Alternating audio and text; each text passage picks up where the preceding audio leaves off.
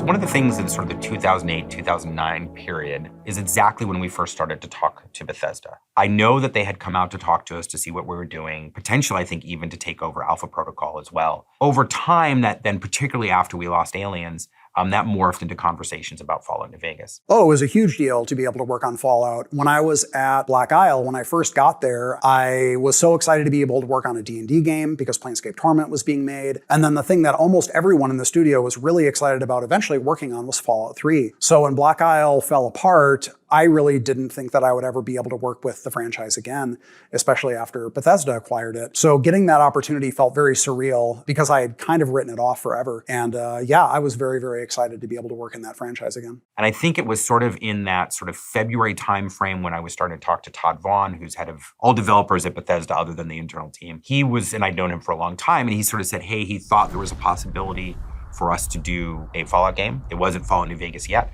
We started to put ideas together. And Scott Everts, who has worked for us for years and years and years, what I always say about him, he's the one who laid out every single level in Fallout 1. And so I went and I just got a copy of Fallout 3 on the PC. I handed to him, this is his story. And I said, go figure if you can make stuff. And he goes, why? Go figure out if you can make stuff.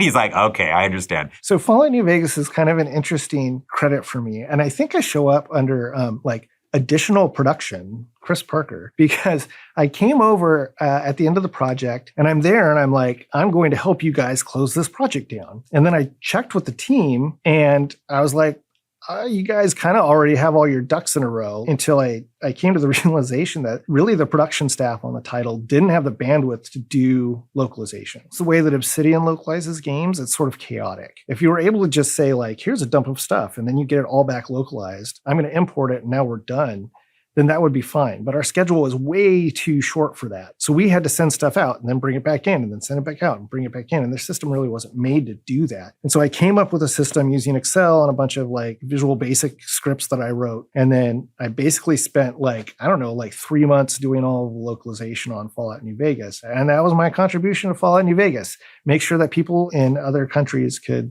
get it in their own language. Ring-a-ding, baby, ta-ta. I'm pretty sure I'm the first person to finish Fallout New Vegas. Like, no one in QA could finish it. I was working directly with the design team, so I was staying after hours. I would send them my save game, and they would fix the blocker, and they'd send it back, and I could continue my save game. The end game portion was very, very rough because that's what they were working on at the time. But I was able to get through it. I was able to roll credits. As a studio, through our first projects, KOTOR, Neverwinter Nights, and Alpha Protocol, we had gotten to have a reputation that we ship buggy games. And there's some absolute truth to that. And I think there's also a certain amount of things that it's sort of like, I think it was talked about more than it was true. And that then led into Fallout New Vegas, where it was a very fast time frame to get the game done. And there did end up being quite a few bugs in the game. As an independent developer, you want the biggest budget, you want the longest time frame, you want everything you want the best of all possible worlds to make your game. But that's not usually the reality. As it was with KOTOR 2, where we were able to do this game, but there was an expectation of a pretty quick timeline. Fallout New Vegas was the same. We signed the deal in April, and we had to get the game done by October. So in essence, about an 18-month time frame. Of course, you're never sure exactly how strict that guideline is going to be. But from the beginning, we very much did know that it was a year and a half. There did end up being quite a few bugs in the game. How people think of it in the past, it wasn't as buggy as people remember. I talk to people all the time who played it early on and did not they hit little things, right? And that's probably where I'm a little bit disappointed, that we couldn't have shipped a game that was a little less buggy. Because even nowadays, after the games have been patched and people play it and there's been all this other stuff, a lot of people talk about Fallout New Vegas. They will harken back, 12 and a half years ago to the fact that it was buggy when it came out. Now, on the flip side, I feel good about it because they also tell me it's their favorite game of all time. So even though it was buggy, they love it as the top 10 games that they've ever played in their life. I think it's really fantastic that fans have continued to hold on to Fallout New Vegas and champion it and find new things and make memes. And of course, the modding community is absolutely incredible for Fallout New Vegas. And I would have said at the time that based on how it was received, I didn't think that it was going to have the staying power that it ultimately did. So it really was like maybe 5 or 6 years after the game came out that it really kind of started to develop this cult following. And now it's still going strong, which is really incredible.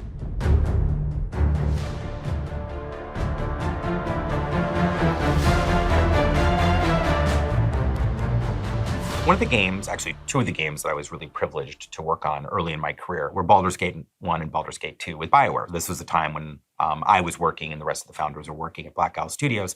And we were the publisher, not the developer. We were the publisher for the Baldur's Gate series. If anything, I have a claim to fame as I'm the one who named Baldur's Gate really against what Ray and Greg at BioWare wanted. I actually have an email from Ray telling me that he thinks it was the dumbest name ever.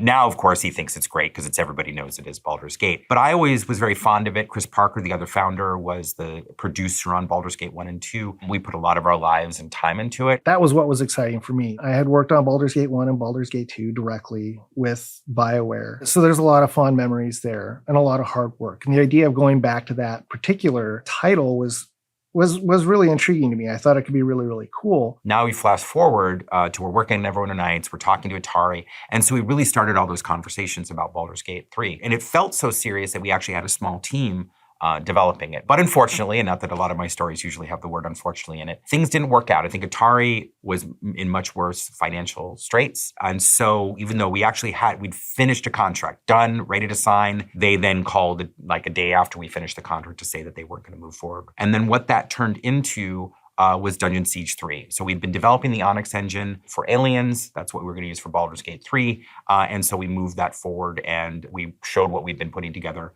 to Square Enix, and we were able to sign Dungeon Siege 3. So I was also the lead producer for Dungeon Siege 3. So ultimately what we were trying to do was Dungeon Siege 3 had one little added thing, which was to add console support. The idea there was then to figure out, okay, how do we do Dungeon Siege, which is a point and click, and bring in console players to something so you have this sort of Venn diagram of hardcore PC Dungeon Siege players and then bringing in console players into something that is like Dungeon Siege or Diablo and marry that group together. I was on Dungeon Siege 3 from day one. I was probably the last person off of Dungeon Siege 3.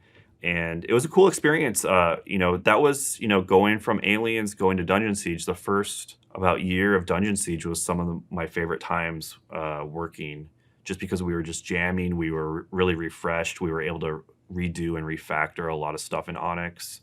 And that was our focus in the early days of Dungeon Siege, was just let's build a fun thing that we just have fun working on and fun playing. As the CEO, I don't always get to work super closely on all the games. Sometimes I do and sometimes I don't. Dungeon Siege 3 is one of the games that I actually got to spend a lot of time on personally, and I played a lot of it. I was the game director on it for most of its development. So I'm very fond of it. I really enjoy it. I just remember there's these periods in time when your games just suck, right? Like it's early on and it just doesn't play well and nothing's working and you're like mad. And I just remember one weekend I was in here playing it and I just was really enjoying it. And it's a really good game. It's a really fun game. I think what Dungeon Siege 3 isn't, it's not Dungeon Siege to the fans of the original game. The multiplayer doesn't work the way that people expected it to. A lot of people were expecting, because anytime you're using an IP and building something off that IP, people have a lot of preconceived notions and expectations for what that is. And, the earlier Dungeon Siege games were very different from DS3. The style of gameplay, the level of RPG-ness, let's say, and stuff was just, they were just very different games. We were tasked with using that IP to make a more action-y console game. And that's what we did. And I feel it fell short of a lot of the fans' expectations. So I think, unfortunately, while multiplayer worked really well, and I think for some people they really enjoyed it, because it didn't do what people expected, we still to this day, we wonder if Dungeon Siege would have been reviewed better and people liked it better. And probably we could have put more content in it if we hadn't done multiplayer, which is an interesting thing when you think back to your game of something that actually works really well might have actually taken away review points when it came out.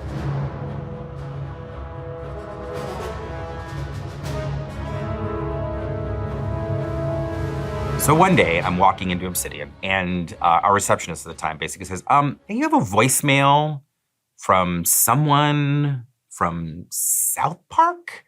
And I'm like, yeah, whatever. But I'm like, well, call them back. And then it turned out it was a guy named Greg Kapanis who worked with South Park Digital Studios, which were Matt Stone and Trey Parker's digital company that they owned in conjunction with Comedy Central. To potentially work on a South Park role-playing game. They've even gone so far as to put together this animatic that shows kind of what they think they want to do with it. And so we were like, okay.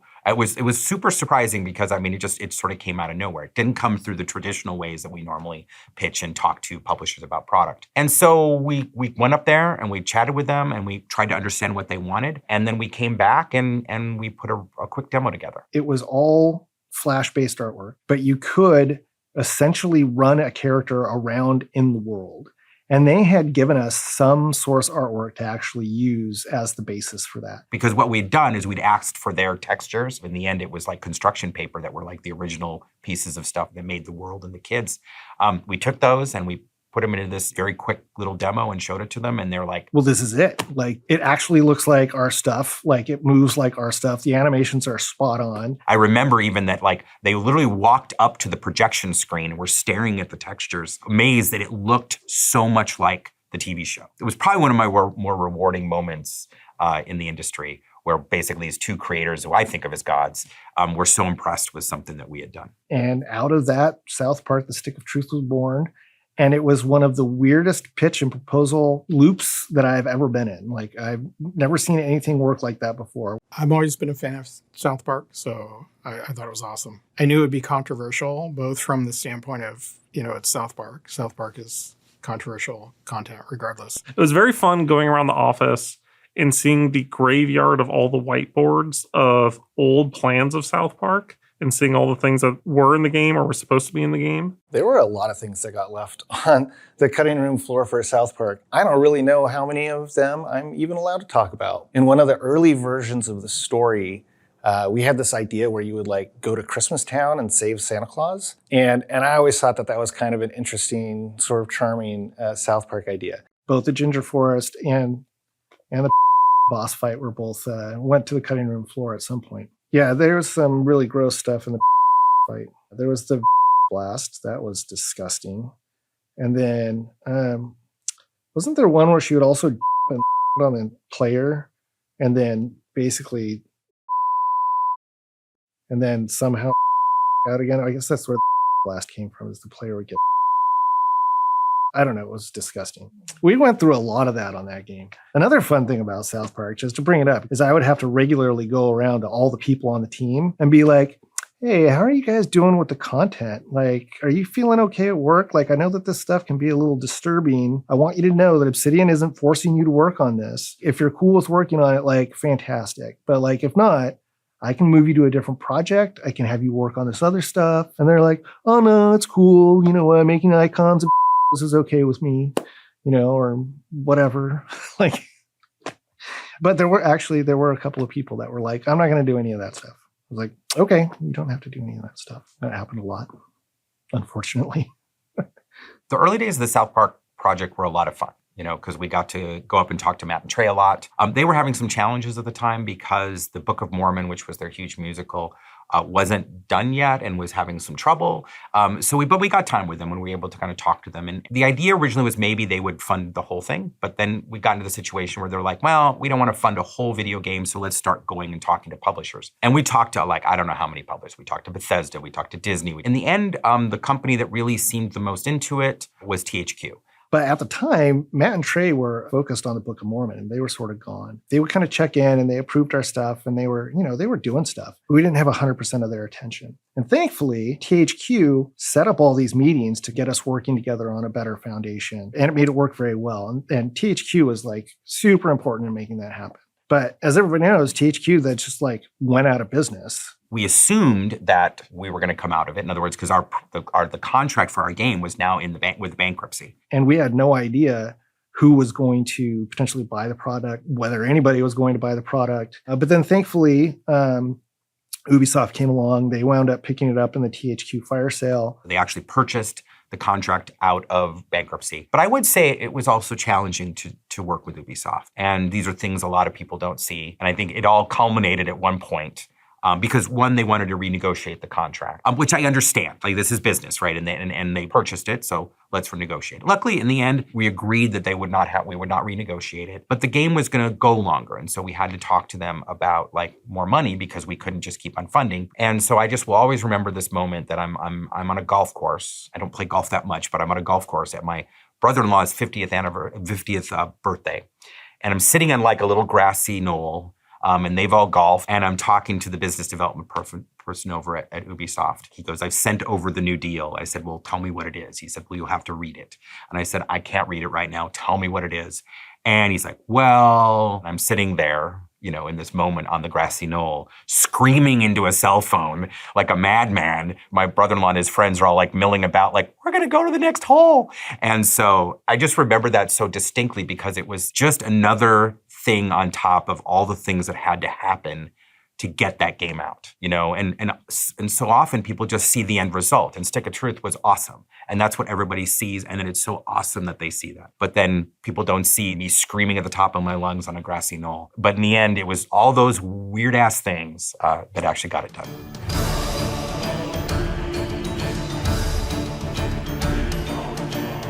Up to the 2010, 2011 period, we had done some original IP, but we'd done a lot of licensed stuff. And we really kind of wanted to do more of our own properties. And what came out of that was this game called Stormlands. At a high level, we were trying to make a game that was supposed to feel like fantasy, but post-apocalyptic. I was leaning very heavily on Justin Cherry's art style. Justin is an incredible artist. His concept art, his visual effects are just breathtaking. And then mechanically, we wanted it to be a very strong third-person melee combat game. And really, the fundamental concept of Stormlands is that you were in a magical world that had suffered a magical apocalypse. Looked really incredible. We really liked the concept. And we really wanted to make a big splash when we would talk to publishers. So it was actually one of the only times we actually put a demo together. And in this case, we even put a demo on the Xbox 360 together. And we took that to Microsoft in early 2011, and it actually then led to us actually doing a game with them. More importantly, it was actually going to be an Xbox One launch title. The timing was right. The game was right, and it really looked like all the stars were in alignment, and it was going to all happen. And we really were all really hoping that would be sort of our after Fallout New Vegas would be like the big thing that would sort of launch Obsidian into the group of AAA developers out there that everybody wanted to work with. Then what happened after we signed it, we got a new executive producer who was new to Microsoft and who had a lot of different ideas about the game. And as we were working through with them, and I think then there was a question about our budget and our timeline, it was sort of all these things became almost like a negative feedback loop of sort of like, here's all these great ideas that the game could be, but all these great ideas are going to make the timeline longer and the budget higher, which means then we're not going to hit Xbox One launch. There was a lot of oversight, I think oversight to the point of being difficult to work with. They were also really pushing the new hardware, really leaning heavily on Kinect. And I think the thing where it really started to disconnect is there were certain sets of features and certain concepts that they broadly really wanted to see games highlight from the new hardware, and they did not feel like they were a good fit for the type of game that we wanted to make. And we had a number of discussions about that, both up at Redmond and then down here. And my lead team started coming to me individually and saying, like, we can't do this. Like, we can't technologically do it. And also, this doesn't sound like it's going to be fun. Like, even if we could technologically do it, it's not going to be a good experience. And I remember going to Feargus and saying, I am very scared about what is going to happen here. And he said, why? And I said, we don't think it's a game that our players are going to like, and we're not going to be happy to make it. And also, it's technologically probably impossible. And he said, well, why don't you tell them then? I said, because I think they're going to cancel the project. And so it started to barrel along at that rate. And then unfortunately, what that led to was in February of 2012, we got a call that it had been terminated. You can always look back and see the signs coming, whether you felt surprised by it at the time or not. The relationship starts to break down. You can kind of tell through the communication that you're having, with your counterparts at the publishers that, like, something's going on.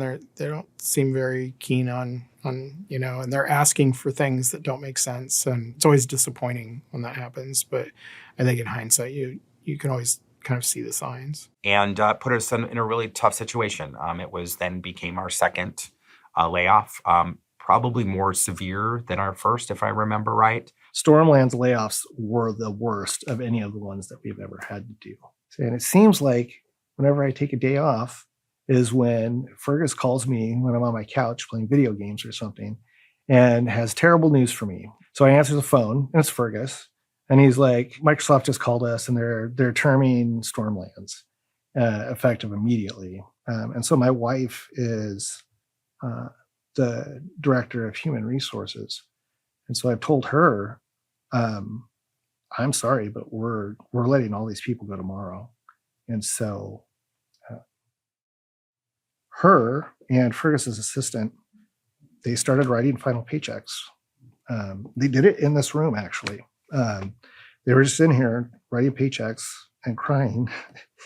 And then we gathered up all the folks, most of them, again, in this room, actually, and said, sorry, if you're in this room, we're letting you go. This is my first real job in the industry, and I felt somewhat betrayed. I remember I was frustrated because I felt it was super unfair when I was laid off. I was frustrated because I felt like we were getting kind of screwed by Microsoft. Like, they didn't exactly know what they wanted. They wanted something big and grand, and we weren't able to provide all of those things. I wasn't angry at that. I was sad. I felt bad for the owners that all this happened, because I could tell they didn't want any of this and they would have done anything they could have to stop it. And I also remember at the time I was scared for Obsidian. Even though I had been laid off, I was like, I don't know if Obsidian's going to make it. I don't know if in a year if there is going to be an Obsidian, or if everybody's going to scatter and go somewhere else and do some other stuff. Then we had a big company meeting to let everybody know. Really sorry that this happened, but if you're in this company meeting now, you're not affected. Also, it's basically a go home day, because this has been, super shitty and traumatic for everybody. So just go ahead and get out of here. Go clear your mind for a while, come back in tomorrow, which is obviously what we all had to do too. So then we just got out of there. It's just a super terrible day. It was a rough time, man, for everybody. And I was the one laid off, but even the people that were here, I know, because I had a lot of friends here and I was talking to them, like, nobody was happy. Everybody was sad and didn't know what to do. It felt a little aimless. I think at the time, when you do something like that and you have to lay people off, even the people that don't get laid off are now concerned about, well, what does this mean for where we're going to go? And we had to quickly say, okay, this has happened. What are we going to do now to pick up the pieces and try to focus on something that could turn into some new projects? And at that time, we spun off a variety of people into these multiple little 3, 4, 5 person groups to skunk work out some projects. And then we had some pretty cool ideas, but it got everybody's kind of creative ideas going and thinking about like what we're going to end up doing. And that kind of led to ultimately to the crowdfunding phase of Obsidian, where that Kickstarter had just kind of come out and it looked like that might be a viable way to get some funding for a project. And maybe, just maybe, we could get onto that as well and hopefully do something with that.